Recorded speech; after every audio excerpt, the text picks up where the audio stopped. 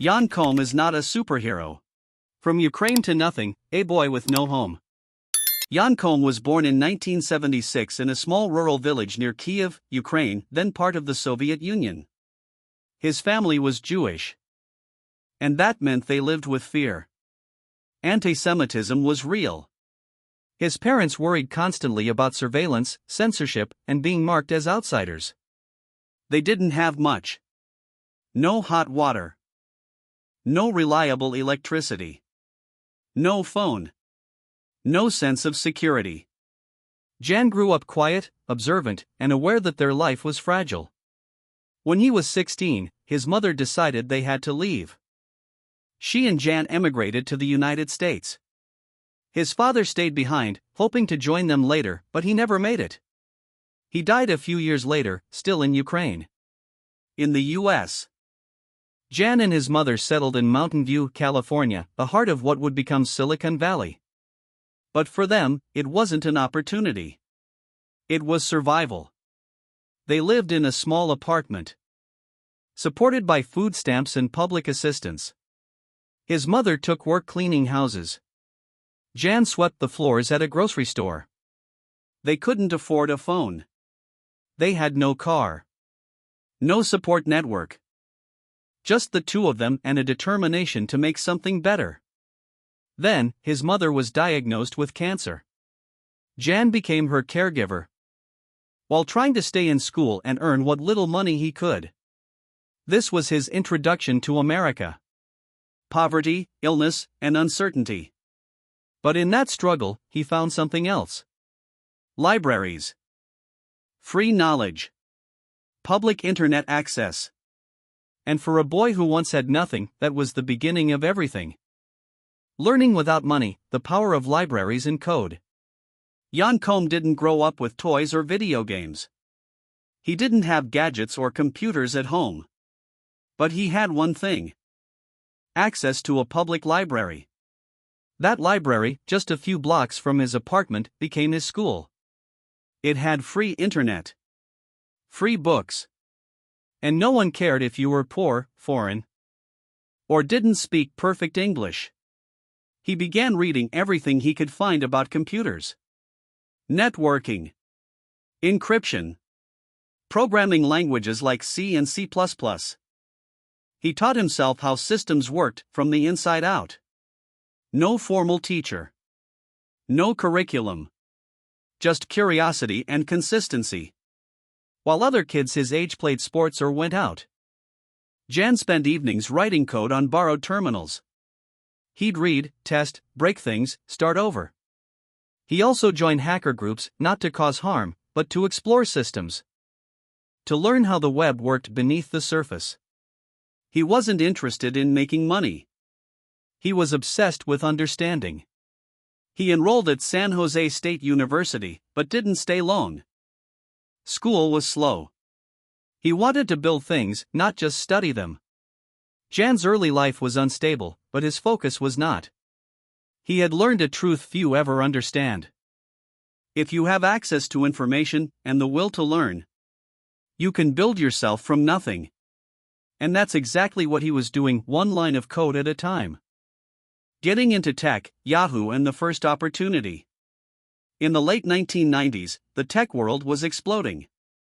The internet was new, messy, and full of possibilities. Jan Koum had no degree. No polished resume. But he had skills, real ones. In 1997, he applied for a job at Yahoo. He passed the interview. Why? Because he could solve problems that others couldn't. He understood systems at a deep level. He was calm under pressure. Precise. Efficient. Yahoo hired him as an infrastructure engineer. His job: help build and maintain the back-end systems that supported millions of users. It wasn't glamorous. It was demanding. And Jan thrived. He didn't seek attention. He showed up. He worked late. He fixed what others couldn't. At Yahoo, he met Brian Acton, another engineer who shared his practical mindset. They became close. worked on problems together, respected each other's discipline and values. For the next 9 years, Jan stayed at Yahoo. While others jumped to hot startups or chased quick exits, he stayed. He learned. He saw what worked at scale, what failed under pressure, how companies grow and where they go wrong.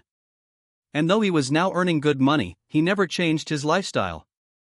He still lived simply, still valued privacy, still stayed out of the spotlight. He had a stable job, a strong reputation. But deep down, something was missing. He hadn't built something of his own. And that quiet hunger to create, not just maintain, was starting to grow. A break in a dream, from unemployment to WhatsApp idea. By 2007, Jan Koum had been at Yahoo for nearly a decade. He was tired. He didn't want to fix bugs or manage systems anymore. He wanted freedom and space to think, to explore, to reset. So, he quit. No plan. No startup idea. Just a break. He traveled for a while. Take long walks. Live simply. But when he returned, something unexpected happened. He applied for jobs at Facebook, at Twitter, and was rejected. Despite all his experience, he was now just an unemployed engineer. He moved back to his modest apartment, sat in silence, and wondered what to do next. Then, in early 2009, he bought his first iPhone. That device and the App Store changed everything. He realized something powerful. This phone was personal. It was always with you. It connected people instantly. But there was a problem. Most communication apps were noisy. They asked for data. They showed ads. They felt like platforms, not tools. Jan had a different vision. What if you could just say what you need to say? No profiles. No ads. No games. Just messages, fast, secure, and simple. The idea was basic. A phone book-based messaging app. One that just worked. And respected your privacy. He told his friend Brian Acton. Together, they started building. In that same small apartment. No funding. No office. Just code, coffee. And a mission. Make messaging simple. Make privacy sacred. And never sell user data. That idea became WhatsApp. WhatsApp, built on simplicity and privacy. From day one, WhatsApp had one rule. No ads. No games. No gimmicks. Jan Koum believed messaging should feel like talking, not like being marketed to. He and Brian Acton built the first version of WhatsApp to be lightweight and fast. It didn't have profile pictures, statuses, or group features. It didn't ask for your birthday, location, or interests. It simply reads your phone contacts and lets you send a message instantly. The design was plain. The logo was basic. But it worked. And most importantly, it respected people's privacy. Jan had grown up in a country where phone calls were monitored, where speech was not always free. So he made it his mission. WhatsApp would never collect user data, would never store messages, would never track you. Every time investors asked to add advertising, Jan said no. Every time someone suggested data mining, he refused. They weren't trying to build the next Facebook. They were trying to build the most private, reliable messenger in the world. WhatsApp grew not through marketing, but by word of mouth. Immigrant communities used it to stay in touch. Families across countries relied on it to share news. Friends used it because it was simple and it worked. By 2011, WhatsApp had over 100 million users. Still no ads. Still just a handful of engineers. Still running on one philosophy. Serve the user. Don't exploit them. Jan Koum wasn't chasing hype. He was building trust. And in a noisy world, That made all the difference. Explosive growth without hype. WhatsApp didn't have a PR team. No press events. No marketing budget. It didn't need any. People discovered it. Then they shared it. Then they relied on it. WhatsApp spread like wildfire across continents. In Brazil, it became the primary way for families to communicate. In India, it replaced SMS almost overnight. In Europe, it became the go-to app for friend groups and businesses alike. Why? Because it just worked. It was faster than email, more private than Facebook, and cheaper than texting. By 2013, WhatsApp was adding over 1 million new users per day. Yet the team remained small, fewer than 50 people running an app used by hundreds of millions. There were no pop-ups, no banners, no feeds. Just clean, fast messaging on a mission to stay free from manipulation. Jan Koum ran the company like he lived his life. Quietly. Efficiently. No distractions. He rejected investor money that came with strings. He refused to bend his principles for growth.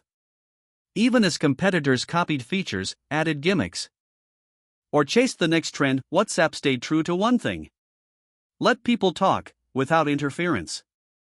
And then came the moment that shocked the tech world. In 2014, Facebook offered to buy WhatsApp for $19 billion, one of the largest tech acquisitions in history. Jan Koum agreed. But with one condition. Privacy must stay. Leaving Facebook and protecting his vision. When Jan Koum sold WhatsApp to Facebook in 2014 for $19 billion, it wasn't just a business deal. It was a test of values. As part of the agreement, Jan joined Facebook's board of directors. He was now a billionaire. But his principles hadn't changed. He made it clear. No ads. No data collection. No tracking. At first, Facebook promised to honor that. But over time, things shifted. Facebook's business model was built on advertising. Data was the fuel. And WhatsApp, with over 1 billion users, was a tempting resource. Facebook began suggesting changes. More integration. More data sharing. New features that violated WhatsApp's original promise of privacy. Jan pushed back. He fought to keep messages encrypted. He resisted efforts to weaken user protections. He reminded everyone. Respect for privacy is not negotiable. But the pressure kept mounting. By 2018, Jan had had enough. He resigned from Facebook. Walked away from the company he had built. Left behind hundreds of millions in unvested stock. Because no amount of money could justify breaking trust. After leaving, Jan quietly donated hundreds of millions of dollars to causes he believed in, including privacy rights, education, and tech ethics. He didn't speak publicly. He didn't blame anyone. He simply exited on his terms. And in doing so, he proved something rare. It's possible to win in tech without selling out your values. How you can think like Jan Koum. Jan Koum didn't build WhatsApp to get rich. He built it to solve a real problem with clarity, focus, and integrity. You don't need millions of dollars to start. You don't need investors. You don't even need a degree. What you need is how Jan Koum thinks. 1. Solve a real problem, not a trend. Koum didn't chase the next hot thing. He didn't build a platform. He built a tool, simple, quiet, essential. Ask yourself. What problem annoys you? Can you fix it in the simplest possible way? 2. Stay small. Think clearly. WhatsApp didn't need a big team. It needed a focused team. More people, more meetings, more distractions, they don't always help. Keep your vision tight. Your team sharp. Your execution is clean. 3. Make privacy a principle, not a feature. Koum's greatest asset wasn't encryption, it was trust. He didn't add privacy. He designed it. When you protect people's trust, they reward you with loyalty. 4. Let your product speak. No ads. No press tours. No fake hype. WhatsApp grew because people loved it, not because someone marketed it. Build something people can't help but tell others about. 5. Walk away when values are threatened. The hardest decisions come when success tempts you to compromise. Koum walked away from billions because he valued his vision more than his stock. Know your non-negotiables and defend them no matter the price. Final thought. Koum was once a janitor's son, living on food stamps, borrowing books from the library. He never wore a suit. He never chased the press.